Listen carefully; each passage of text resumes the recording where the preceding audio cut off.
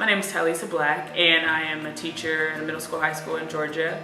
And today we did an activity with the students, basically talking about understanding courage and what it takes to be able to stand. So today we'll be talking about a young man who went through some really hard times, and we'll talk about what it takes to come out on the other side of those hard times and be courageous and determined to help other people. The first thing we started with was a Cambodian greeting. There's an informal greeting and a formal greeting. So I'm going to teach you all the formal greeting first, okay? And it is Chum Rip Su. Chum Rip Su. Okay, good job. That's the formal greeting. And then the informal greeting is Suk Sabai. So can you repeat that? Good job.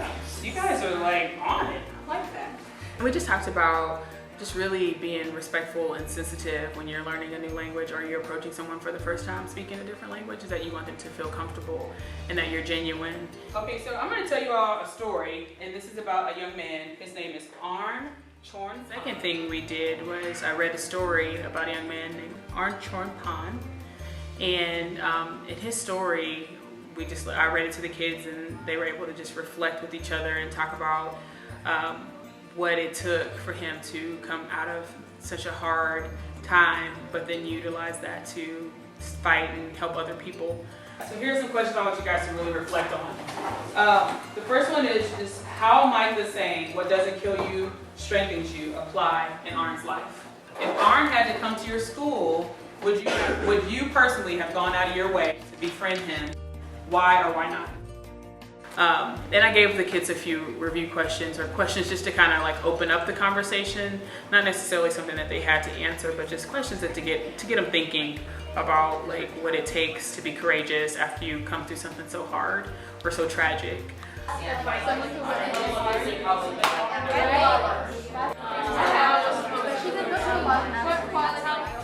They wrote down an act where they saw someone who went through something really hard and they were able to stand on the other side and actually fight for someone else. The last part of this reflection time, I want you all to take some time to write down on your piece of paper a time where you witnessed, heard about, or you did yourself 3 facts of a time that you witnessed a courageous act.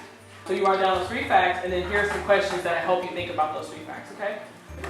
I would say a courageous act that I heard about was 9/11, when the firefighters ran into the building and saved all the American citizens that were attacked from terrorists flying their planes into the buildings.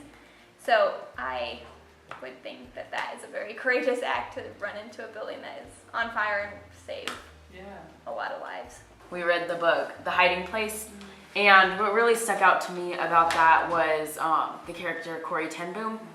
And I think what really stood out to me in that was just her selflessness and her courage.